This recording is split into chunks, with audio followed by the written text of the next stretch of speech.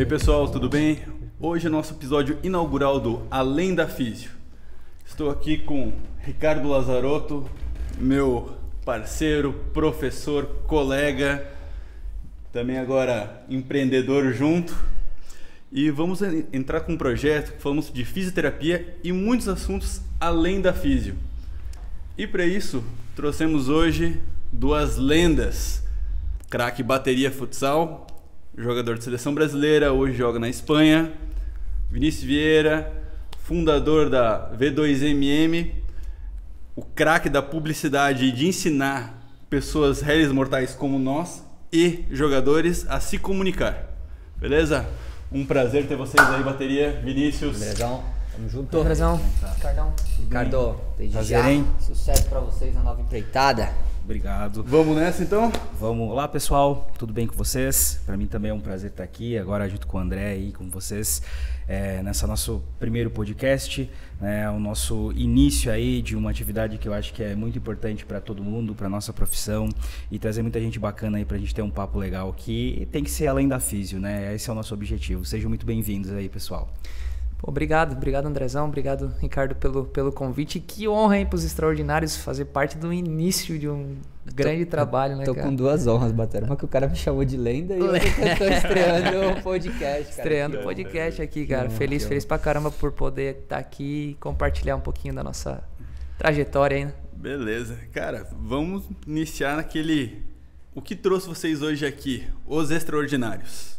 Se puder contar um pouquinho de como começou todo esse processo, como você descobriu o Vinícius, ou o Vinícius te descobriu, para montar esse projeto educacional que está sendo destaque e está levando aquela esperança, aqueles pilares que você tanto fala para os jovens, para quem quer ser jogador ou para quem quer buscar algo a mais.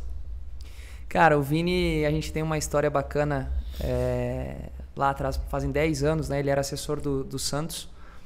E coincidência de vida, né, cara? Coincidência de vida, né? Ele, assim, nunca tivemos esse contato, né? Mas começou lá quando ele estava no Santos, eu estava no Joinville. E 10 anos depois, no meio de uma pandemia, com as lives, famosas lives do Instagram, ele estava fazendo uma live com um jogador de futsal, né? Daqui de Santa Catarina, que é um conhecido meu também. Eu vi a live, comecei a escutar ele falar, falando sobre comunicação, sobre como se valorizar, né? Aquelas famosas estratégias, né, de comunicação que o Vini solta aí, junto com a V2. E eu pensei, cara, esse cara aí é diferente. Mandei uma mensagenzinha, eu lembro que eu mandei um comentário no negócio, e na verdade eu não sabia que ele era o assessor do Santos naquela época. E mandei uma mensagenzinha, pô, que top, trabalho bacana, Rafinha, pô, legal pra caramba. E aí o Vini na hora falou assim, pô, bateria, isso pô. na live.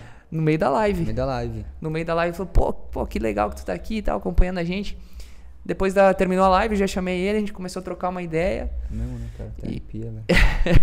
E criou, e começamos a conversar, começamos a falar sobre comunicação, começamos a falar sobre o trabalho que ele fazia na V2, o trabalho que ele fazia também mais individualizado para crescer o perfil dele também no Instagram. É uma coisa que eu também me especializei um pouquinho em trabalhar todas essas estratégias. É o rei do marketing do Instagram, né, cara? Tá louco? Tá muito bem, cara. Fiz algumas formações na Espanha para esse tipo de estratégias, né, para redes sociais.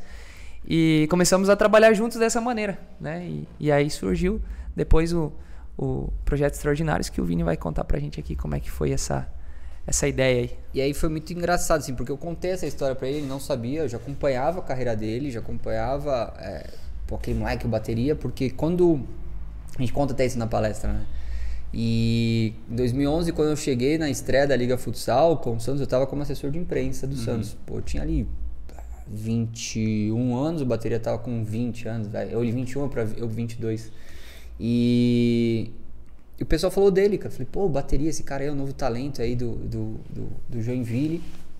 O Joinville já tava com uma rivalidade com o Santos na época, porque tinha tido uma Copa Gramado já uns 10 dias antes, uma semana, 10 dias antes. E aí a gente já tava com essa rivalidade e falaram super bem dele. Eu falei, cara, que legal e tal. E aí depois ele despontou e nesse jogo foi muito engraçado que ele não entrou no jogo, eu fiquei com a expectativa de vê-lo. Depois eu vi algumas matérias, vi o progresso dele, vi ele na seleção. Eu sempre falei, pô, esse cara é um talento lá que rolou do Joinville. E do nada ele aparece numa live minha e aí eu conto essa história pra ele. Ele falou, cara, que eu não sabia que tinha essa coincidência, que você me acompanhava e tudo mais. Deu, como dizer, quando a gente brinca, deu um match aí, a gente, pô, os caminhos se cruzaram, foi muito legal. E aí a gente começou a ter uma relação de internet, falando juntos aí sobre, pô, estratégia de marketing e tudo mais. E aí depois o Bateria veio me comprar, né? A gente brinca, né? Que ele veio me comprar, falou, pô, quero entrar na V2, aí tô vendo que você tá fazendo. A gente começou a trabalhar com o Pito, né? Pito. E aí começou a ver um trabalho nosso de design, trabalho de assessoria de imprensa, de relacionamento na rede social, de instrução, e viu o progresso de um atleta que estava numa crescente, para um ano de mundial de futsal. Ele chegou pra mim e falou, pô, eu quero entrar nisso. Eu falei, vambora. E aí a gente começou, ele também entrou como um cliente da V2 e na nossa primeira conversa de estratégia a gente sempre fala com o cliente. Então, por exemplo, vou pegar o André e Ricardo, vocês entram na empresa e eu vou falar assim, o que vocês querem? Qual é o objetivo de vocês? E eu tento traduzir por uma linguagem da comunicação, do marketing, da construção da imagem.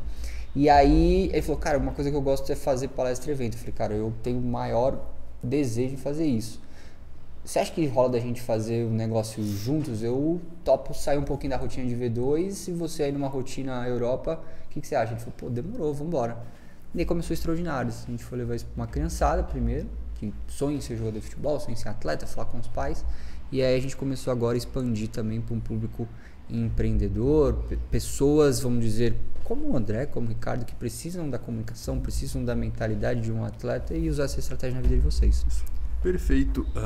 Pedir agora para os dois mesmo, o quanto é importante na carreira de um jogador ou de um empreendedor saber se comunicar.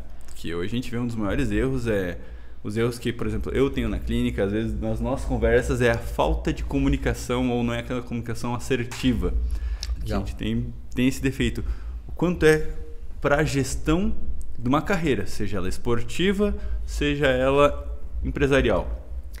Eu acho que fazer uma adendo onde você falar que esse cara é a prova viva, então ele vai falar o porquê. Só tem 2 pontos. Uma é a comunicação ali interna, assertiva, que você falou, para os processos da tua empresa. Tem também essas dúvidas na minha empresa. Tem hora que eu paro em reunião e falo assim, parou tudo. Gente, tá uma conversa de louco, tá um rindo, tá o outro chorando. Isso é comunicação, tá tendo conflitos. Então, a hora de transmitir a mensagem, precisa ter um líder dessa mensagem, ela precisa ser aceita e precisa ter um feedback. Isso é a comunicação interna. Quanto mais ela é, eu sou muito chato com isso, ela tem que ser objetiva, clara e direta, para que as partes possam ter uma produção, minimizar os riscos e conseguir ter um resultado e você conseguir ter uma produtividade cada vez maior no menor tempo possível. Isso é comunicação interna, assertiva. Então a gente ser claro na nossa comunicação e no nosso objetivo. E todo mundo trazer esse feedback. Agora, a comunicação em público, que é aquela que valoriza, aí esse cara explica porque eu falo isso há 15 anos e muita gente não acredita. Mas ele é uma das provas de que teve uma carreira muito mais valorizada e ele sabe disso e ele sabe que vai ter um pós-carreira por causa disso. Aí você conta aí que você gostou de fazer, que eu falo mas é exatamente esse exemplo do Vini. O que a gente tenta transmitir nesse nosso projeto é justamente isso. A gente fala muito sobre a comunicação no esporte, porque é onde a gente está hoje inserido, né? Mas ela vai mais além, vai além, né?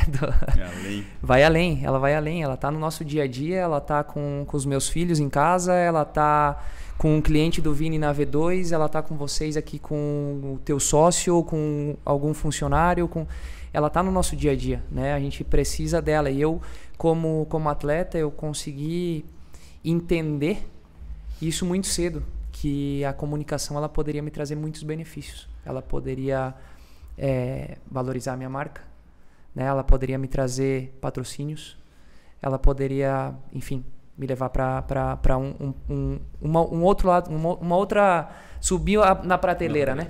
Isso era e acima de tudo, que é o que eu sempre falo nas palestras também, é o desejo sempre de você deixar um legado, de você não passar por aqui só para fazer o que tem que ser feito e ir para casa e deu. Não, é fazer algo a mais, deixar o teu legado e reforçar sempre a ideia de ser um ídolo. Isso sempre foi algo que estava dentro da cabeça. Então a comunicação, para mim, quando eu entendi que era essencial, investimento, cara, comecei a investir em comunicação com 18 anos. Eu ganhava um salário mínimo ali, um pouquinho mais que um salário mínimo, e estava investindo 30%, 40% desse salário mínimo em comunicação, para me trazer, entendendo que era uma oportunidade para o futuro. Como tu falou, você é a marca, você representa, o único representante do teu sonho na Terra é você, né? Exato. Então, investiu nisso. E essa comunicação dentro do time, você adotou esse papel de líder, de chamar, de iniciar um novo projeto num time novo, você consegue trazer isso também para a questão motivacional dentro de um time, que a gente já vê muito que às vezes falta aquele capitão. Sim. Falta aquela pessoa que vai conseguir extrair o melhor do melhor e aquele cara que vai... Exatamente, tem os dois lados da moeda, né? Tem o lado interno, como o Vini falava, dentro de uma empresa, que a comunicação ela te traz... Óbvio, eu tô falando de um momento com 18, 19 anos, 20 anos. Por mais que você, né, tenha uma comunicação mais assertiva, como a gente falou, dentro de um time, você não deixa de ter 18, 19, 20 anos. Né? Você está jogando com cara de 30, 32, 35 e o mais normal é que, por mais que você tenha uma comunicação excelente, ainda existe uma distância para quem já tem 10, 15 anos a mais de carreira que você. Mas hoje eu com 31 anos, entendendo tudo que foi construído dentro da comunicação, juntamente com a minha carreira de atuação dentro da quadra, hoje eu consigo ter um entendimento muito grande para poder chegar num treinador, trocar uma ideia sobre o que é interessante para ele, para mim, para o time, ou com os meus companheiros, de poder chegar hoje e falar assim, cara, é isso, entendeu?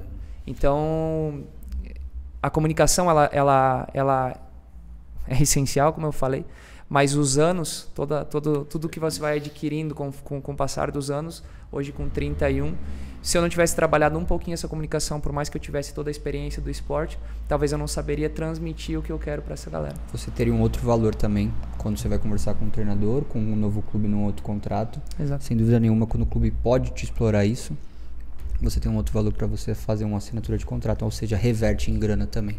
E aí a gente pode até depois pontuar, quando você fala de deixar o meu legado, isso é negócio.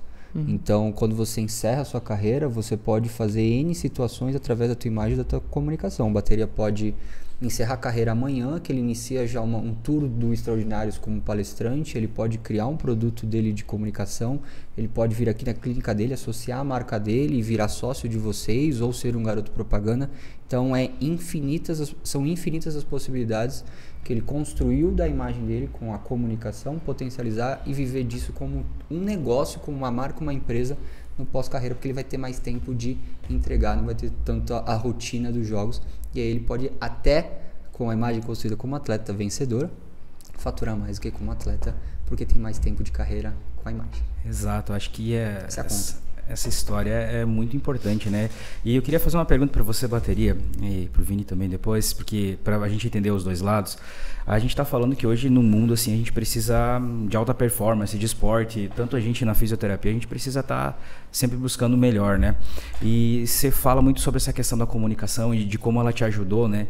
E você poderia citar algumas habilidades que você precisou adquirir, né? Que obviamente é indiscutível a sua carreira, a sua habilidade, mas a sua habilidade além do esporte que você precisou adquirir para conseguir chegar nesse nível que você está hoje?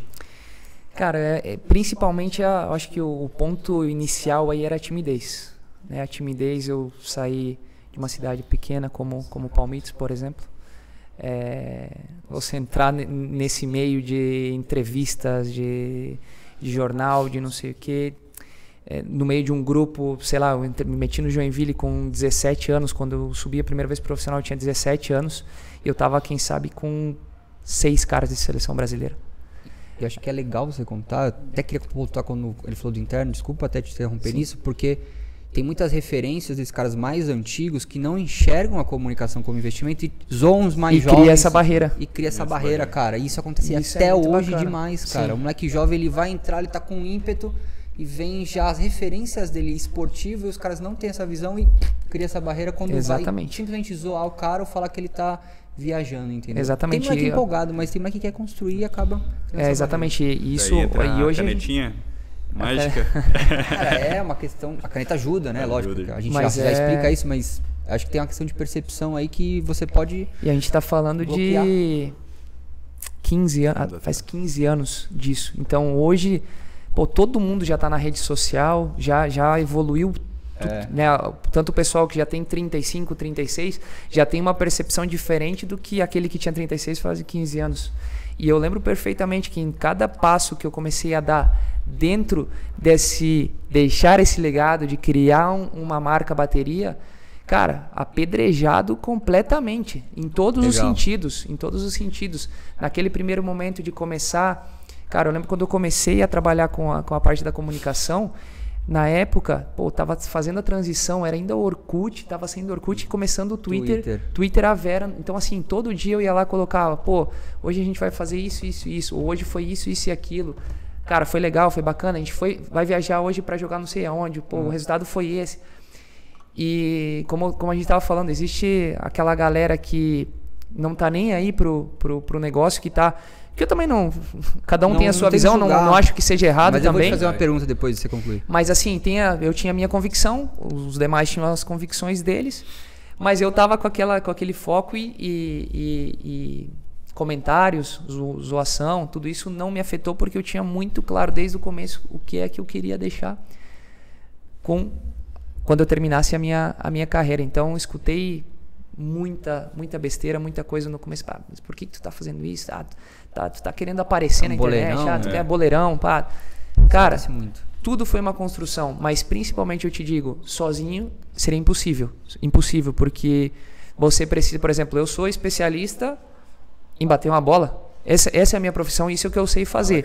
Eu consegui potencializar através do meu interesse, mas principalmente por ter empresas como a do Vinícius por trás para me dar o suporte do que é que você me perguntou, do que eu precisava pontuar. Cara, melhora a tua timidez. Você tem que chegar numa entrevista e você não pode fazer a típica entrevista de... Graças a Deus o treinador... vamos buscar os 3 pontos. De cabelo. Agora vamos pro vestiário, vamos escutar o que o professor tem para falar e vamos tentar conseguir a vitória. Cara, isso aí todo mundo fala.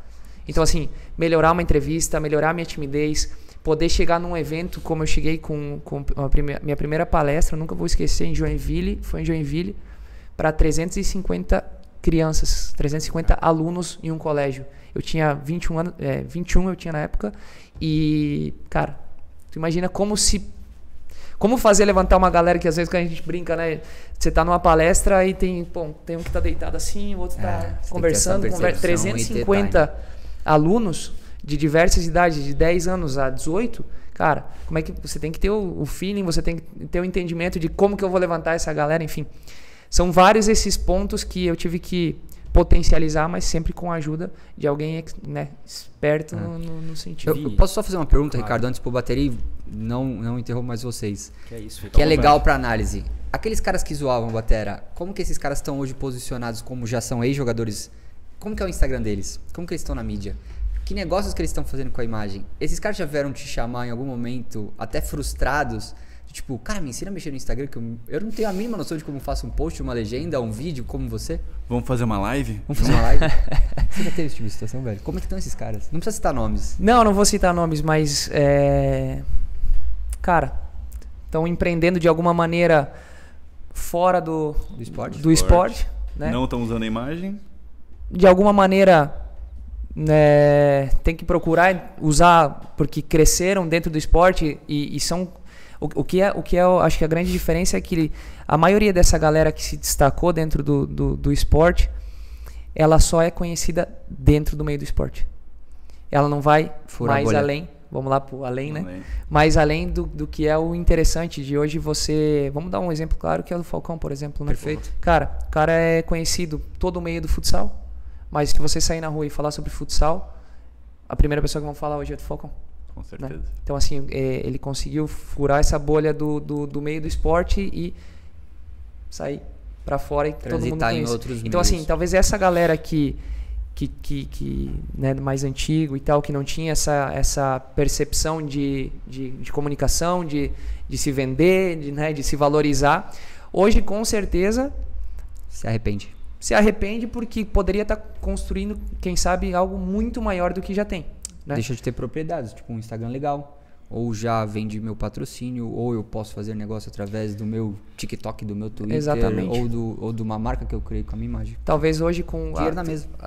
Né, a maioria está empreendendo, né, dessa galera que já deixou de jogar, né? Mas talvez hoje se tivesse construído de uma forma com mais estratégias, ou utilizando tudo que construiu dentro da quadra, levar pro fora da quadra também, a forma de empreender hoje deles talvez aceleraria o processo 100%, né? É errado como eles fizeram? Não sei. Também deve estar legal, também. deve estar tudo no esquema também, mas o que a gente fala não é o certo e o errado, é simplesmente potencializar aquilo que tu já tem. Esse para mim é o ponto chave. Vini, seguinte, a gente já pediu pro bateria aqui a questão da habilidade, e para você que trabalha do outro lado, né? Quais são as dificuldades maiores que você encontra, assim, nas pessoas, enfim, que você vê, poxa, esse é um pouco mais difícil pra gente trabalhar, pra gente conseguir gerar mais performance em todo esse processo de redes sociais e enfim, de construir uma marca. Quais seriam as maiores dificuldades hoje que você verifica nas pessoas para que elas consigam construir a sua marca? Tá, 2 pontos. Conhecimento e preguiça. Ou é um ou é outro. Ou você não quer ter conhecimento e você pode adquirir. Então, por exemplo, eu não sei como postar na rede social. Vinícius, a equipe da V2MM, me ajuda como fazer uma boa legenda, como fazer uma foto de qualidade, qual a rotina de postagens, como é que eu faço um stories, como é que eu faço um reels. Vai ter alguém para te ajudar e vai te direcionar pelo conteúdo que você vai criar um posicionamento. Posicionamento posso fazer eu, posso fazer o André, pode fazer o Ricardo, que é como você quer ser visto e como as pessoas te enxergam. Às vezes você tem um Instagram fechado que você só posta foto às vezes com sua família, as pessoas te veem como cara da família. Quem são vocês ali na área médica? Quais são os resultados de vocês? Quem são as pessoas que vocês ajudaram? Isso vocês podem levar como uma linguagem da comunicação, seja com vídeo, com uma legenda, com uma foto. Então o primeiro ponto é o conhecimento, e muita gente tem essa questão do... Eu como estou dentro do meio dos atletas, é esse conhecimento chucro. Então, eles acham que... O medo da exposição também, muitas vezes, né? É a minha percepção que é assim... Ou até o medo da rejeição, né? Também. Que nem tu falou, foi apedrejado e... Sim. Se eu fizer algo diferente... o blogueirinho aí. Exatamente. E isso ferra muita gente, seja na escola, seja no clube de futsal, em qualquer lugar. E, gente, vamos entender o negócio. Isso é estudado por... Napoleão Hill, que é um dos caras que estudaram os caras de maior sucesso no século XIX nos Estados Unidos, ele falava assim: o medo da rejeição, da negação, da crítica, o medo da crítica, ele é maior até que o medo da morte. Então, entre os 6 maiores medos, o medo da crítica é o 5º, da morte é o 6º. Cara, ou seja, as pessoas já nascem com o problema do medo da rejeição. A gente tem já esse medo. É nosso. Então, o que a gente pode fazer? Eu já sei que eu tenho, como é que eu posso treinar para que eu possa fugir disso? Que é justamente o que a bateria fez na prática. Cara, os caras estão me rejeitando, estão me zoando, mas eu vou seguir e vou treinando e construindo. Exemplo vivo está aqui. Então, isso é conhecimento, tudo é conhecimento. E aí, o segundo ponto é a preguiça. Você já conhece tudo isso, você já sabe, você já tem uma equipe, você já sabe que tem a rejeição, você já sabe que tem a crítica, você já sabe fazer um caneta artilheira, que eu explico daqui a pouco, um destrave stories para você treinar. Você já sabe falar em público. Você já tem as ferramentas, mas você tem a preguiça de praticar. E a prática não é que eu preciso fazer 1 hora por dia de falar em público, que eu preciso fazer trocentos stories, que eu preciso sair na rua, cumprimentar as pessoas. Não, são ferramentas simples que você vai fazendo, progredindo no seu dia a dia, com uma câmera que você conversa, com um relacionamento como a gente está fazendo aqui, com um envolvimento do seu corpo, com um olhar, com o seu tom da voz, que você vai progredindo de uma maneira assertiva e persuasiva também, que é muito importante na comunicação para você atrair clientes, atrair relacionamentos, atrair cada vez mais valorização para tua marca pessoal. Então, ou é conhecimento, que a gente entrega de início, e preguiça para praticar, que muita gente acaba tendo essa preguiça. Uma coisa que a gente acaba vendo, além do medo da rejeição, tudo, é esse embate de gerações.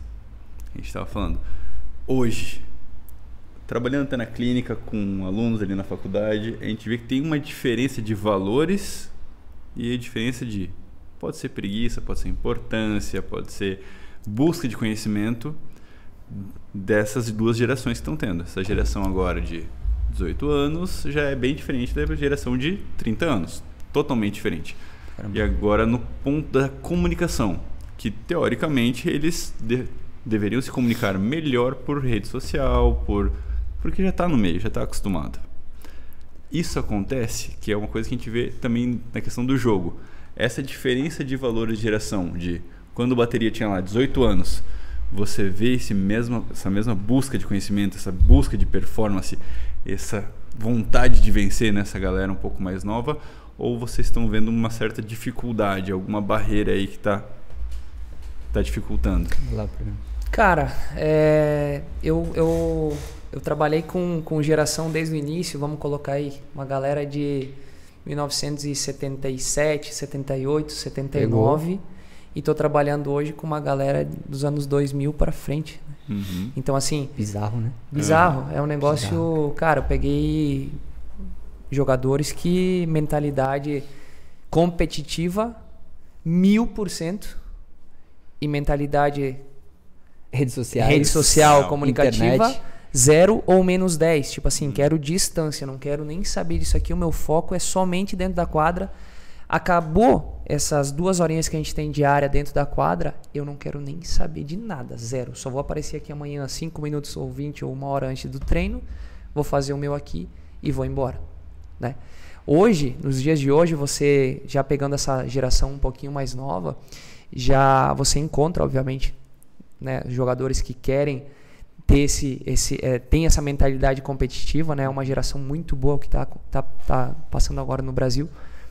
Mas tá muito misturado, né? Hoje, como a gente falava, a facilidade que todo mundo tem hoje de poder ter nas mãos, né, um celular para poder gravar um stories, para poder falar uma notícia, ou para você dar uma entrevista, ou para você, tudo ficou muito mais fácil. Então, eu, assim, voltando a memória um pouquinho para trás, cara, na época que eu iniciei essa trajetória, 80, 90% não tava nem aí pro externo, nada. É só viver na bolha. Hoje, para mim, é o contrário. Hoje, 90% já está muito mais preocupado em rendimento. Digamos, eu tenho que passar na físio todo dia de manhã para dar uma melhorada no meu corpo, para ver se eu chego melhor no treino. Eu tenho que tomar um suplemento, porque, cara, é importante para mim. Eu ouvindo no podcast do Além da Físio lá, que o cara falou que suplementação é essencial pra gente, então eu vou tomar. Você falava com um cara 15 anos atrás que suplementação é boa, ele vai falar, não, vou comer um pedaço de carne ali a mais porque eu preciso de proteína e já tá tudo certo. Então, assim, existe... Bateu um ovo e deu. Então, assim, essa mudança, ela é pra mim gritante, porque a gente tá falando de 15 anos, mais ou menos, que eu peguei o início, né, o final dessa galera dos anos 70, 80, e hoje é totalmente ao contrário. Esses 90%, né, já estão dentro e conseguem entender hoje muito mais fácil as facilidades que você tem, as pessoas que podem te ajudar além do que é dentro da quadra só, né? De você render dentro da quadra. Uhum. Cara, eu tô com uma dúvida agora, eu fiquei curioso. Conta um pouquinho essa história da caneta aí, por favor. Cara, muito legal. Assim, eu levo na palestra dos extraordinários, nas palestras que eu realizo e também nos treinamentos de comunicação que eu faço com os atletas, né? Um dos nossos grandes medos é o medo da crítica, o medo da rejeição. Então, quando a gente é exposto, seja na escola, seja pra gente falar aqui num podcast, seja pra gente apresentar um trabalho com uma galera, sei lá, vocês estão num simpósio da área médica, num congresso, sempre tem aquele negócio, como é que eu vou falar em público? Então, a gente fica com aquele medo de ser zoado pela galera, de ser negado, rejeitado. Então, a gente acaba tendo uma postura de ou não ir, ou ir meio travadão e não ver a hora daquilo acabar. E trabalhando com os atletas eu vejo o mesmo medo, porque os caras estão em entrevistas, são colocados em coletiva de imprensa e muitos acabam passando a carreira, que a gente estava falando com bateria, isso não é pra mim, isso é pro bateria que gosta, e não é assim, isso pode ser trabalhado e a carreira passa. E quando passa, você vai ter que fazer negócio relacionado àquela tua linha de relacionamento com o esporte. E você poderia ter investido naquilo antes e aproveitado o hype da tua carreira, que você está em evidência, e potencializado a tua imagem e tua marca. Beleza. E aí quando o cara vai falar em público, ele fala que não é pra ele. E ele não tem o conhecimento de que é pra todo mundo e que isso pode ser potencializado e treinado. O que é a caneta artilheira? Tem um estudo da Universidade da Califórnia que diz a seguinte questão. Na nossa comunicação, eu no caso agora como estou falando, eu sou o emissor da mensagem, vocês são os receptores. A gente envia a nossa mensagem, 55% da nossa mensagem chega a vocês, chega aos receptores da mensagem através da nossa linguagem corporal. Ou seja, como tá o meu olhar, como tá meu sorriso, como tá minha roupa, como estão minhas mãos. 38% pelo tom da voz. Então, se eu falo muito alto, eu sou um maluco. Se eu falo muito baixinho, vai dar sono, vai todo mundo fugir. Então, eu tenho que estar alinhado ao tom da minha voz. Só 7% é a minha fala. Aquilo que eu falo impacta na mensagem, na interpretação da mensagem. Aqui a gente está falando com a mente inconsciente, que é parte do nosso cérebro, tá? Então, tem aquele negócio do preconceito de como você está vestido, de como você fala. É aquela famosa frase, a primeira impressão que fica. É isso, tá? Então, se você somar 55% da linguagem corporal com 38% do tom da voz, dá 93%, contra apenas 7% do que fala. E aí, comecei a estudar isso e eu me deparei com um caso que era do Douglas, que era um jogador que estava no São Paulo na época, zagueiro. Cara, o cara, ele falava o seguinte, pro assessor de imprensa do Vasco, ex-time dele, antes dele jogar na Ucrânia e vir pro São Paulo. Pô, por favor, não me coloque em coletiva. Ou se for colocar em coletiva, eu vou, na boa. O cara, super gente boa. Cara, liga o ar-condicionado no talo. Porque ele chegava em público e começava a se tremer e suar. Quando ele chegou no São Paulo, ele é São Paulino, de torcedor. Ele realizou o sonho dele. Sabe o que ele pediu pro assessor de imprensa do São Paulo? Não me apresenta. Caraca. Não quero ser apresentado em público. Pelo medo de falar em público. Pelo medo de ser rejeitado. Eu não conheci ele ainda, tá? E é isso, ele chegou em 2016 e em 2017 a gente se encontra. Ele precisa de um trabalho de assessoria, tá passando o timing dele no São Paulo, ninguém conhece o Douglas, ninguém sabe que o Douglas tá no São Paulo porque ele não aparece. Ele falou, cara, preciso de uma assessoria, preciso dar entrevista, preciso aparecer em público, mas eu não quero dar entrevista. Aí eu falei, cara, não tem como eu fazer milagre, Douglas, eu não sou, eu até brinco na palestra, eu sou Madre Teresa de Calcutá, velho, eu vou fazer milagre. E aí ele falou, cara, não quero, não consigo, tenho medo. Eu falei, vamos treinar? E aí eu chamo ele pra gente treinar a comunicação dele. E aí eu uso esse estudo da UCLA, que é o quê? O cara sabia falar, já tinha vivido fora do país, já sabia falar um outro idioma, já tinha conteúdo. Mas ele não conseguia posicionar o corpo dele. Ele tremia a cadeira, coçava a mão, a voz dele ficava seca, começava a suar, a suadeira do caramba, tem isso em vídeo. E aí eu falei pra ele o seguinte, falei, cara, teu corpo, você tá perdendo pro seu corpo. Então, primeira coisa, você prepara o seu corpo, depois se preocupa com o que você vai falar. Ele falou, beleza. Então ele não sabia o que fazer com as mãos, não sabia onde olhar. Eu falei, cara, você olha reto para a câmera e dei uma caneta para ele, você põe todo o teu medo na caneta e fica aqui.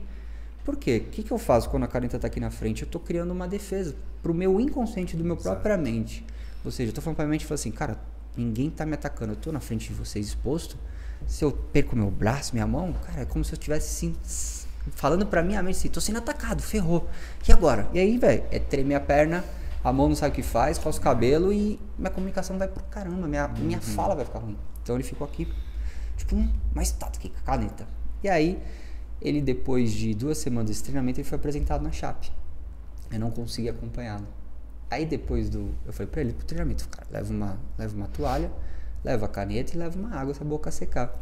Mas no nosso treinamento, eu falei pra ele que se ele não tivesse a caneta, ele podia rodar a aliança, que é a mesma posição da caneta.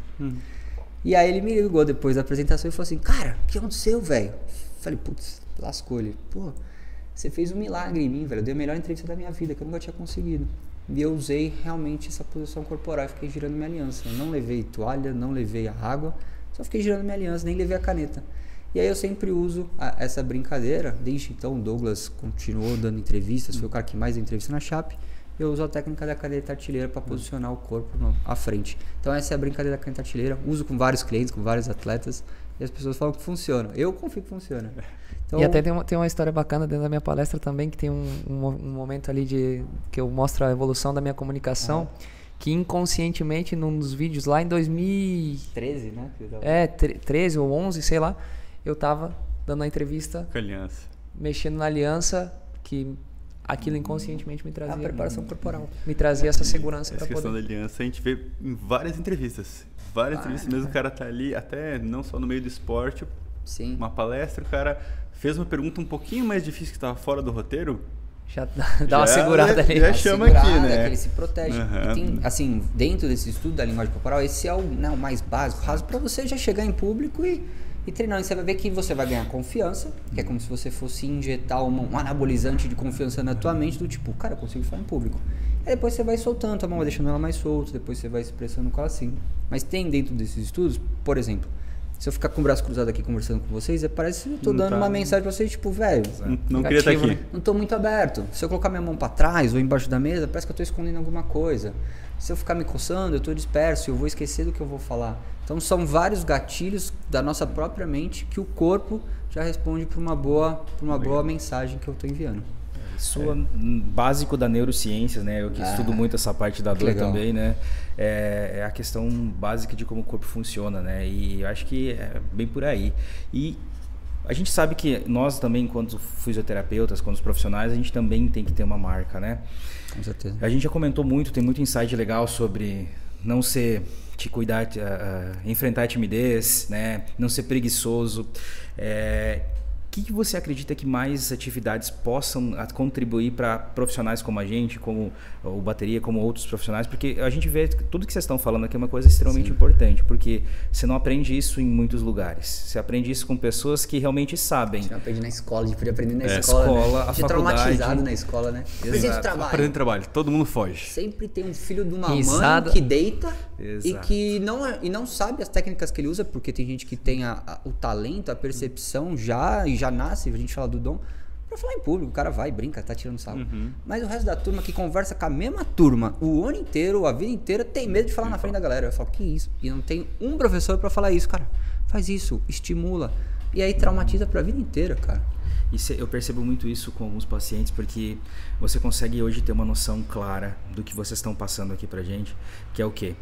Você vai conversar com a pessoa e você sabe se aquele tratamento vai funcionar mais ou menos só pela resposta que você deu para ela, porque como ela está respondendo para você nessa linguagem corporal, nessa percepção, é muito grande. Então o que vocês falam tem uma relação muito grande. Se vai seguir o tratamento, né? Estufar, levantar conhecimento e preguiça. Exatamente. Tu vê ali se vai seguir o você tratamento, trouxe conhecimento para ela. Botar, aí a preguiça para ver se ela tá aberta, se ela vai aplicar não, ou preguiça se ela vai realmente entrar de cabeça. É uma questão que a gente sempre fala da responsabilidade.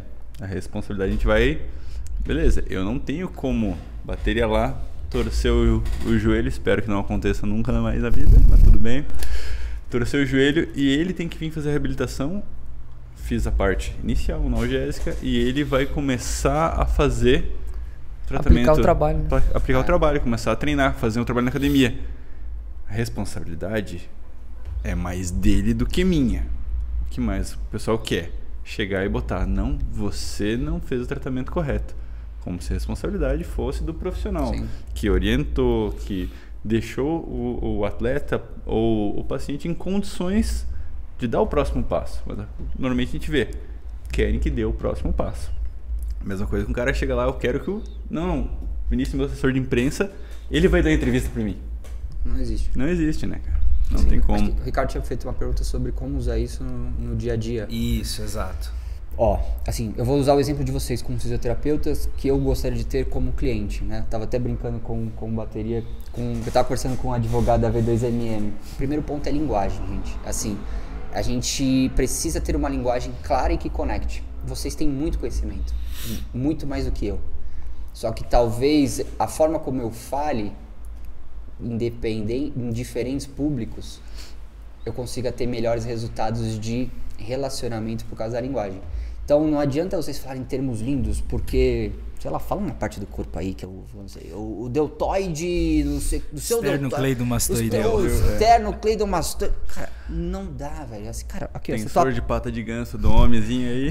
Olha só, tô com uma tendinite no tendão patelar. Essa parte da sua perna é isso, a gente precisa fazer esse tipo de repetições que vai acontecer isso. Então, às vezes é um tipo de linguagem que conecta. E são linguagens diferentes para uma pessoa de terceira idade, para um menino, como a gente falou, de 15, 16 anos. Isso é um exemplo que tu tá dando dentro da Físio, mas é o que a gente tá tendo que trabalhar, por exemplo, nessa semana, nesse tour extraordinário aqui de palestras. A gente atinge diversos públicos. A gente fez em Guaraciaba para uma molecada de 12, 13, 14 anos, com os pais, com o pessoal ali. Professores da área pública em Dionísio Cerqueira, empreendedores, jogadores de futsal em São Miguel do Oeste, e amanhã também, hoje, né? Hoje em São João, também vai ser para uma galera um público mais de atletas, com pais e tudo mais. Então, assim, a gente tem que adaptar a nossa mensagem, porque não adianta eu chegar para um garotinho de 12, 13 anos, querer falar sobre marca, sobre o que eu fiz, tudo que foi construído, cara, Cara, ele quer saber os passos reais para eu chegar e ele conseguir chegar numa seleção brasileira, como foi, ele quer ver um vídeo, ele quer entender como é que foi esse processo e tal, quer que eu fale dos pontos também do sacrifício, como é que foi, que não é só legalzinho, que não é só bonitinho. Cara, você vai falar já para uns professores, para um empreendedor, ele já quer saber mais da performance realmente, como é que foi esse caminho, né? Entender todos os passos, entender o que foi importante, o que tal. Os pilarzinhos, os pilares, sempre vão botando na tecla. Entendeu? Ele quer saber do esporte, mas ele quer saber também da resenha e quer entender como é que isso entra na vida deles também. Não é porque assim, sucesso esse é construtivo, né? Então a forma com que você transmite a mensagem dentro da físio hoje, você vai ter que falar para um paciente, por exemplo, vem aqui um atleta, você já pode ter uma linguagem diferente, porque o atleta ele convive com as lesões, ele convive com a dorzinha, ele sabe o que tu vai falar, mais ou menos, né? Não vamos generalizar, mas ele já passou por muitas coisas diariamente.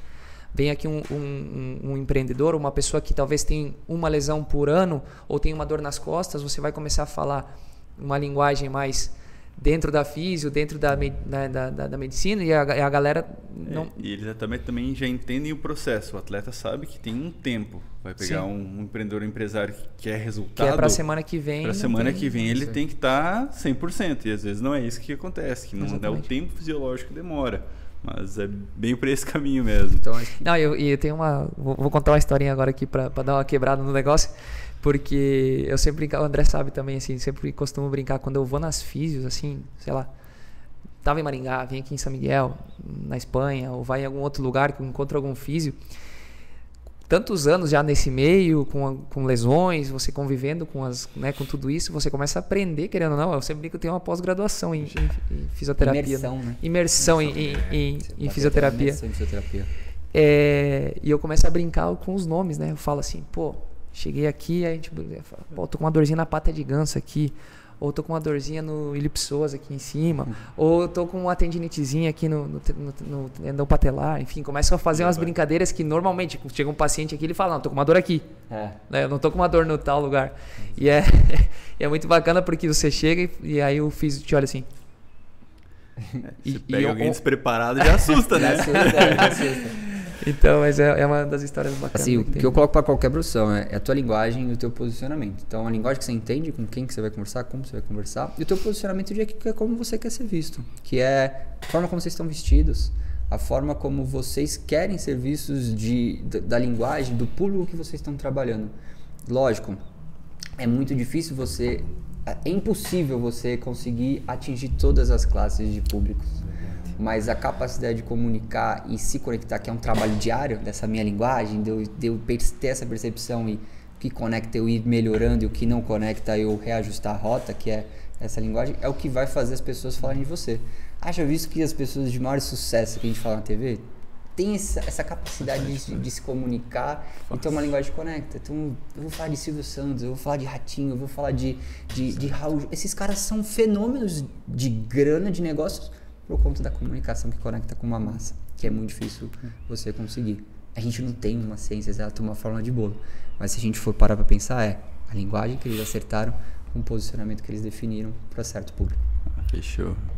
Tu falou de estar fora do país, já ter essa experiência. Cara, uma coisa que era engraçada, o bateria estava negociando, sei que tinha que parar o atendimento para atender o telefone e era só em francês, né?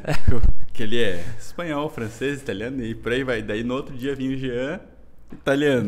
E daí, isso é muito legal. É muito legal esse tipo de experiência que tu vai vendo, vai pegando no meio e o quanto isso também já vai ajudando o jogador a ir pra fora e querer aprender a língua do país. Pra não se...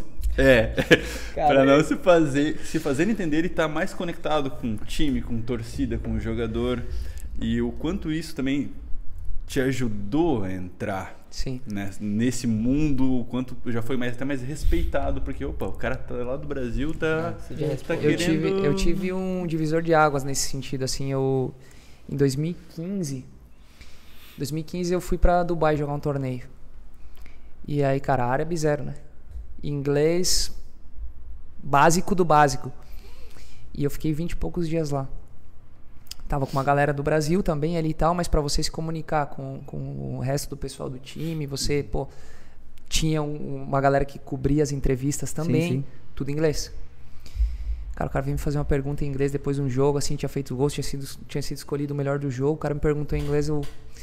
Very good. Joel Santana? I'm very happy. Worse than. Joel Santana. Joel E eu Santana é demais. cheguei no hotel, assim, eu falei, cara, Preciso falar inglês. pô, eu tô no Barcelona hoje, vim aqui pra jogar um negócio, pô, cara, eu não consegui nem dar uma entrevista, sei lá, eu não consegui falar 3 frases que fossem a mais simples possível, mas eu não consegui juntar 3 frases e tal pra falar. Cara, a partir daquele momento eu falei, agora eu tenho que começar a aprender, eu tenho que começar a entrar nessa ideia. E também tem a parte quando eu cheguei na Espanha também, cara. Eu cheguei com 20 anos, a gente não tinha a mesma facilidade que hoje para você aprender ou ver, pelo menos. Pô, hoje todo mundo tá aqui no Brasil, tem um Instagramzinho ali, entra no Instagram da página da liga que fosse da Espanha, você já vê o que tá escrito, você já vê qual é a linguagem do futsal lá, você já começa a entender mais as palavras. Cara, eu fui sem saber falar nada, nem uma palavra. Portunhol nada. puro. Nada. A tua decisão ou, né, a conclusão do negócio Joinville e Espanha teve um tempo ainda pra você se preparar, não teve? Teve foi um Joinville, Inter, Movistar, depois foi Isso. Você não foi direto, tipo, fechamos o negócio e vamos amanhã. Não, teve aí 1 mês e meio, mais ou menos, entre o desfecho. Mas aí é toda uma questão assim de mentalidade mesmo, que na época, a preparação era tipo assim, era uma das coisas que eu nem estava preocupado no negócio. Mas como aconteceu, por exemplo, da França, que eu fiquei também, acertei mais ou menos uns 2 meses antes de ir para a França, saindo da Espanha, que eu ia chegar num idioma que pô, não tem nada a ver. Nada. Zero. Eu tive uma preparação para poder chegar e eu consegui me conectar com a galera, falar assim, porque é muito, cara, você imagina hoje, vem aqui um jogador, vem pro nosso grande Colorado, chega ali no Colorado, chega um Benedetto que tá para chegar argentino e o cara chega falando na primeira entrevista, ele solta duas frasezinhas em português. Ganha todo mundo. O que aconteceu? Eu cheguei na França, né? Já tinha 3 ou 4 frases que eu aprendi em árabe também, porque a maioria dos franceses são árabes também, ou tem uma descendência árabe. Então, assim, eu já cheguei soltando 3 ou 4 palavras árabes, que são, né, obrigado, ou pô, legal, ou tomara, ou alguma coisa assim, e alguma coisinha em francês. Cara, isso te aproxima, ou facilita porque a galera te abraça. A galera fala, não, peraí, esse cara tá querendo entrar no nosso meio. E no espanhol foi muito parecido também. Quando eu cheguei, o meu interesse, aquilo que a gente falava, que tu falou, o conhecimento e a preguiça. Eu queria adquirir aquele conhecimento e ao mesmo tempo eu tinha esse interesse de, não é só tipo, estão me dando ali, tá, beleza, daqui eu vou dar uns 15 minutinhos que estão me dando. Não, interesse de poder chegar. Chegava numa resenha com a galera, eu sabia que eu tava falando errado, mas eu tava falando, o cara vinha me corrigir e falava assim, pô, bateria, é assim que fala. É assim. Mas tinha um interesse. Tinha um interesse, porque o que muito acontece da barreira é o seguinte, vai lá, chega na Espanha, aí tu vai lá e quer falar, tu tenta falar, e o cara fala assim, não é assim que fala, é assim. E eu, marrentão, quer chegar e falar assim, então já não falo mais. Então não.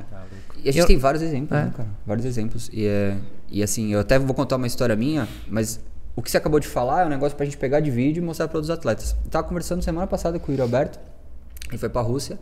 Falei, ei, cara, como é que tá teu inglês? Falei, putz, cara, não aprendi, não me comuniquei com a galera. Falei, tu sabe que tu tá aqui no Corinthians, mas tu vai voltar. Tu precisa aprender a falar inglês, velho. Você vai voltar, é inevitável. Podia estar no Colorado, né? Pois Só um adendo assim, tudo bem. E você vai voltar, é uma coisa que você precisa se conectar. E ele teve essa percepção da dor e de como ter a dificuldade de se conectar. Sim. E vão ter os brasileiros que não se conectam porque não tiveram esse conhecimento, essa percepção de se aplicar. E teve os caras que tiveram, como você, e que rolou muito bem. E a gente pega vários casos. Pô, já vi o Zé Roberto falando que ele chegou na Espanha, uma perna do caramba no Real Madrid, e falou, cara, eu não podia falar espanhol, quebrava o treino inteiro, não me conectei com os caras, me deram pista rapidinho. Primeira coisa que eu fiz quando fui pra Alemanha, falei, é a minha segunda chance, velho. Eu preciso aprender a falar alemão, senão vai dar ruim. Virou ídolo no Bayern. Como eu conheci o Gilberto Silva, que falou, cara, a primeira coisa que eu fiz era a manhã inteira aprendendo a falar inglês pra eu me conectar no Arsenal. Quantos anos esse cara jogou? E aí a gente termina... Cara, e uma das piores sensações é você chegar num lugar e não conseguir se expressar. Você tentar, como eu tava falando, por exemplo, E é um exemplo na prática de que essa minha passagem por Dubai foi legal, foi bacana, eu consegui me relacionar quem sabe, pela minha simpatia e carisma. Ou porque talvez eu tava... volta, velho. Mas aí que tá, se eu tivesse naquele momento a percepção, ou tivesse um pouquinho antes me preparado para chegar num lugar assim, quem sabe hoje a minha relação seria outra, e você ia estar ganhando dinheiro lá de Dubai. Ia estar ganhando negócio. Dinheiro. Cara, e aí eu termino. Quem não lembra do exemplo do, sei lá, posso falar Joel Santana em Luxemburgo com as línguas inglês, espanhol, e você vê todo mundo falando que o cacetada do Guardiola tava falando alemão quando chega no Bayern. Pois é, né? Então, isso de fato é um baita do investimento. Vou até concluir com uma história. Você falou da sua com o inglês em Dubai. Em 2012, eu vivi essa dor e vivi depois a segunda chance. 2012 foi no Santos o Karim Abdul-Jabbar, que é o maior pontuador da história da NBA. Calma, LeBron tá chegando. E ele foi fazer uma ação com o Neymar, de PR, de relacionamento, foi conectar grandes nomes. E aí o Karim Abdul-Jabbar foi dar uma coletiva. E aí eu falei, não, deixa que eu pergunto aqui em inglês. Cara, ele não entendeu nada, eu não entendi nada da resposta dele. Foi um mico pra mim. Naquele dia eu senti essa mesma dor, aquele soco no estômago, aquele vazio. Eu falei assim, cara, eu vou pegar isso, eu vou aprender inglês em 6 meses. Tanto é que aquilo ali foi em março de 2012. Em agosto eu tava nos Estados Unidos estudando, fazendo intercâmbio. Ali em um mês eu peguei minhas férias e inglês. Fiquei um mês estudando inglês. Desde então eu falo inglês tranquilo, né? Que inglês fluente, mas eu sei me comunicar, sei me relacionar, sei fazer negócio. Abri as portas do mundo. 2016 eu vou com o Gabigol pra Itália para fazer a apresentação dele. Só que tá aí o Gabigol, segurança, o fisioterapeuta, o empresário, o pai, a mãe, o cachorro, a empregada. Papagaio. Chegou todo mundo da família lá no Inter e Juventus, que não era estreia do Gabigol, era a apresentação dele ali pra diretoria, ele assistiu o jogo na tribuna de honra. Aí chegou o representante antes do jogo ali e falou assim, cara, na tribuna de honra não dá pra ir colocar toda essa turma aí, né? Só pode ir uma pessoa com ele. Todo mundo imediatamente olhou pra mim, porque eu era o único que falava inglês. Ali eu falei, valeu a pena o investimento. E aí a gente chega na tribuna de honra, até que é uma foto que tá lá na palestra, aquela foto da tribuna de honra, eu tô registrando, e do meu lado tá assim, o Zanetti, e começa a falar espanhol comigo e me passa o telefone, assim, me chama qualquer coisa, porque eu sabia falar a língua. Eu falei, cara, o cara que eu jogava no Ninguém Leve tá me passando contato. Aí eu olho do lado tá o Nedved, tá o Silvinho, e a gente sobe depois do intervalo para conversar com os donos do clube. E todo mundo começa a falar inglês com o Gabigol. E ele começa a me olhar, porque as pessoas partem do precedente que pelo menos o inglês ele sabe falar. E ali eu começo Isso é cultural na Europa, por exemplo, né? Tipo assim, eu tô iniciando, por exemplo, com os meus filhos no colégio. Hoje a minha filha, por exemplo, ela tem 4 anos. Toda ela só fala espanhol. Ela iniciou, por exemplo, o espanhol já em 2, 3 meses ela estava falando espanhol, iniciando, a iniciação dentro do colégio já são com 4 anos, que seria aqui talvez um jardim de infância, um pré-escolar, né? Cara, todo dia, 1 hora e meia, inglês. Que incrível. Todo dia, não falha. Então assim, culturalmente você chega do Brasil, se você não entende a língua, eles já vão pro inglês, na maioria dos casos. Culturalmente imundo, né, cara? Deu ruim em inglês. Tranquilo. Então, são exemplos, né? Legais pra caramba. Essa questão acho que é importante a gente entender aqui, né? E eu falo muito isso, quem sabe já foi meu aluno, eu tenho experiências também com o pessoal lá da França, vindo pra cá na época do meu mestrado, a gente só se comunicava em inglês, apesar do pessoal da França não gostar muito do inglês, né? Não. E tem outra história depois que eu vou contar. Você falou em francês, mano. E por isso essa conexão, então a gente vê assim que dá pra perceber que é extremamente além do que vocês querem fazer, né? Porque tudo que você tá falando aqui são treinável, é óbvio que vai depender muito da sua vontade, da sua habilidade, da sua percepção, e eu acho que o principal também do timing, né, porque por mais que você tenha todo esse processo e realmente isso só depende de você, como, poxa, tô indo para outro lugar, tinha que aprender um idioma, isso partiu de você sabia que isso era a sua necessidade, né? Sim. E sempre ter alguém por trás, né? Não tem como não existir isso. Acho que essas são as habilidades que a gente dá para deixar aqui pro pessoal nesse nosso primeiro podcast, né? Que é uma coisa assim clara como dia para mim, pelo menos, esses insights, né? Não tenha preguiça. Treine além do que você treina para ser fisioterapeuta, para ser um jogador de futebol, para ser qualquer coisa. A sua profissão é uma coisa, mas você precisa das soft skills, né? Que são essas habilidades que a gente consegue treinar, né? Que a Bacana, escola não nos coloca, né? Legal. A gente tá falando coisa que podia estar na nossa vida na escolar, né? O inglês, uma gestão a financeira, comunicação, a gestão financeira, a gestão mental. Gestão mental, fala. Capacidade mental. Inteligência emocional. Inteligência emocional, melhor que gestão mental. Agora vamos terminar com algumas histórias de físio, para não ficar muito longe. Tem que falar alguma coisa de física aqui. Alô, bateria! Alô, bateria! Alô, bateria! Cara, então, a gente, pelo menos, quem te conhece sabe a lesão que deu uma pancada forte na tua carreira. E eu acho que deu a pancada e foi uma das melhores coisas que pode ter acontecido pra ti. Porque tu voltou 2, 3 vezes mais forte. Pelo menos é a visão que eu tenho de fora. E eu acho que essa é uma das primeiras lições que você ensina pros atletas, pra galera que tá ali na participação do Extraordinários e te conhece. Como é que foi a gestão, contato físico, contato saúde? Tu falou que 90% tá focado. Cara, na tua pré-temporada eu tava aqui ano passado, então a gente viu como é que você é. Sim. Beleza, vou ficar uma semaninha de férias, que uma semana tem de férias, porque tá sempre ativo fisicamente, você não deixa a tua alimentação extravasar, você tá sempre procurando aquela saúde mental se mantendo, sempre tá cuidando do teu maior produto e maior bem, que é você, teu corpo. Quanto a fisioterapia, o quanto no futebol te deu esse aporte. E pro Vini, se você já teve que fazer aquela ligação do cara que tá machucado, que o cara tá na lesão, o quanto atrapalha com ele na comunicação dele, o quanto ele tá abalado emocionalmente durante a recuperação. Vai bater. Vamos lá.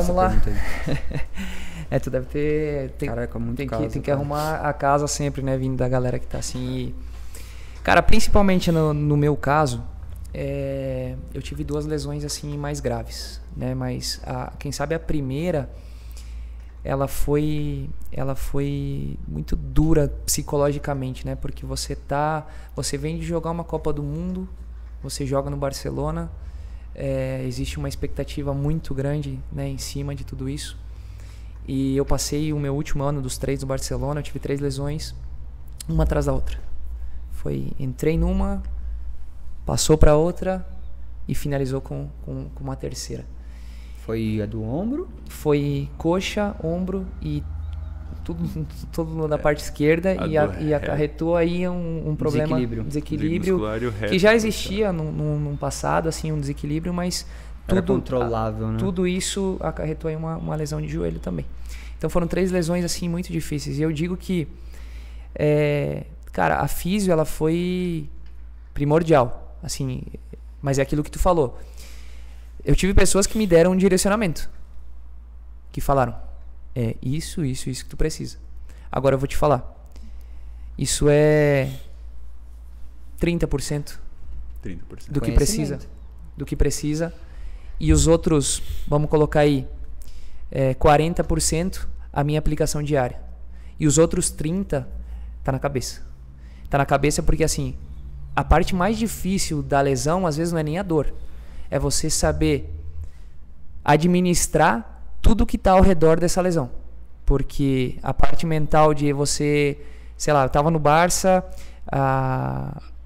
tava vivendo um ano super difícil, queria jogar, queria ajudar, mas dor aqui, dor ali, lesão aqui, lesão ali, não era capaz de recuperar 100%. No final do ano, no final da temporada, a minha esposa chegou com a notícia que ela estava grávida, minha primeira filha.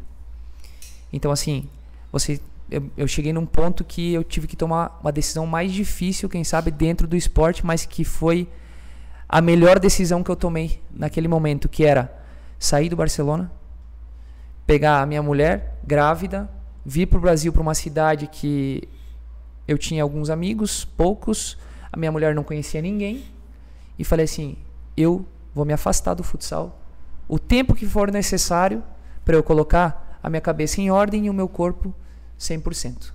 Essa é a minha decisão. Tomei essa decisão. Vim para Maringá, estabeleci minha residência em Maringá, fiquei 7 meses treinando 3 vezes diárias. 3 vezes, era de manhã, depois do meio-dia e à noite. Todos os dias. Todos os dias, todos os dias. Se investir na tua carreira, né? Porque você que tem Isso é que investir, botar essa pagamento grana aí, foi né? meu, eu tive que vir pra cá, alugar uma casinha, colocar minha família lá dentro, pagamento do tratamento, enfim, isso faz parte do investimento. Fiquei 7 meses, uma luta diária com dor, com dúvida, às vezes com aquele momento que existe muito dentro da físio, que a progressão às vezes ela é lentíssima, então você tem que conviver com isso diariamente. Você vai lá, termina um dia 3 períodos, você tá lá no final do dia e fala assim, cara, parece que eu tô igual ontem, cara, ou parece que eu tô igual a semana passada, e não evolui. Daqui a pouco, 2 dias depois, você fala assim, opa, Constância, não diz. Constância, né, É cara? por Que isso que a gente, na fisioterapia hoje a gente tenta impor métricas para mostrar, para ir motivando o resultado. Caraca, difícil, olha, você cara. fez tantos quilos de torque a mais no teu chute. Sim. Tanto força pulmonar a mais que você conseguiu Sim. de VO2. Isso são métricas para motivar, Legal. porque é lento. Sim, é lento. É lento. E a gente conseguindo botar métrica, a gente mostra o tratamento, a gente mostra o resultado. Ele vai perceber o resultado quando estiver em quadra, quando ele está fazendo o que ele gosta. Foi mais ou menos Exatamente. isso. Quando teve contato com a bola, opa, tá funcionando. Tá funcionando. E você vê, você entende, como você tá no meio, você vai tendo essa percepção e vai vendo o crescimento diário, e isso vai te motivando. Isso é uma forma de motivar, né? Então eu saio de todo esse processo, faço um trabalho também mental, invisto num coaching esportivo que me dá algumas direções e me dá alguns caminhos também para você saber administrar tudo que está rolando por fora, não é só da lesão. Isso auxilia também, volta a jogar. Volta a jogar, consigo retomar bem toda essa parte, só que tem muita coisa que faz mal além da dor, como eu falei, né? Quando eu saio do Barça, os comentários de acabou a carreira, cara, isso você pode ser quanto for você pode ter a maior das forças mentais, ser um gelo, mas cara, em muitos momentos você chega a pensar assim, cara, acho que eles estão falando a verdade, tá difícil mesmo, eu acho que, mas segue, vamos, e você começa a ter recompensas, nem que sejam mínimas diariamente, que faz você pensar, segue o baile, segue porque vai voltar, segue que vai dar. E aí eu retomo, volto a jogar aqui no Brasil, volto a jogar na Espanha, volto para a seleção, tudo bem, tudo certo. Estou voltando de uma convocação da Copa América, rompo o menisco, tenho uma ruptura no menisco. Operação foi a minha primeira cirurgia, né? As outras lesões graças a Deus não precisei de cirurgia, mas você volta para estaca zero, para aqueles mesmos comentários. Ah, não, mas se na primeira ele não largou, na segunda agora não tem jeito. Não, agora pode esquecer. Cara, e é muito bacana porque essa tem mais valor ainda para mim, porque assim, eu me operei dia 15 de janeiro de 2020 e dia 15 de março de 2020, quando eu estava largando as muletas, eu suturei o menisco. Pandemia. Tudo fechado. 60 dias fechados na Espanha, dia 15 de março. Eu me encontrei naquela situação sem nem saber andar direito, porque vocês sabem o que é depois você ficar 45 dias, 2 meses praticamente com muleta, com o pé para cima, com a perna para cima. Cara, eu não sabia praticamente nem andar. Eu estava sem um físio para estar dentro da minha casa para me ajudar, ou para eu poder ir para uma clínica de físios para me ajudar. Eu tinha só um acompanhamento à distância, vivendo tudo que a gente estava vivendo, fora ainda toda essa loucura aqui do mundo, né? Então, trabalha todos os dias, criança pulando, porque estavam 60 dias em casa, 2 filhos pulando por cima, você tentando fazer uma pranchinha e já nego pulando por cima, se agarrando nas costas, da forma como dá. Foram meses, até voltar. Teve todo o problema de que a gente não conseguiu jogar na França ainda, por causa da pandemia e tudo mais. Não tinha aquela realmente sensação de que se tava tudo bem mesmo, se tava tudo no esquema, porque você não tem a competição, você não tem a competição diária de... Cara, e que você possa adaptar o teu corpo novamente aos estímulos que tem diariamente, do contato, do impacto, de tudo mais. Então, assim, muita incerteza. A gente tava correndo num túnel que não tinha fim no túnel. E a gente ficava correndo em volta daquele mesmo túnel. Exatamente. Lá, não tinha um final. Passou Doido, esse cara. período, volta pra Espanha e foi muito louco porque foram quase 2 anos praticamente sem competição. Com alguns treinos, com esses treinos individualizados, algum amistosinho ali perdido, mas eu chego na Espanha, no campeonato, quem sabe, hoje do mundo, é o que mais alto nível tem. Então, Pega 10, já tem a pressão já tem a ali, pressãozinha já tem do o clube, nome. já todo mundo me conhece na Espanha, sabe qual é o meu potencial, o que eu posso dar. Chega Você de tem a última pressão hora. diária, chego de última hora, a galera já fez a pré-temporada e você tem que demonstrar do primeiro dia. Então, assim, cara, a principal, assim, ponto pra mim é, cara, o trabalho, a tua aplicação diária, o direcionamento que você tem da FIS é super importante. Mas essa gestão mental de você aguentar o esforço diário, de você aguentar a chuva de pedras que vem de fora, ela é igual ou mais importante do que você tem que aplicar diariamente. Graças a Deus, tudo isso me reforçou e eu não mudaria em nenhum momento nenhuma decisão das que foram tomadas para poder voltar em alto nível.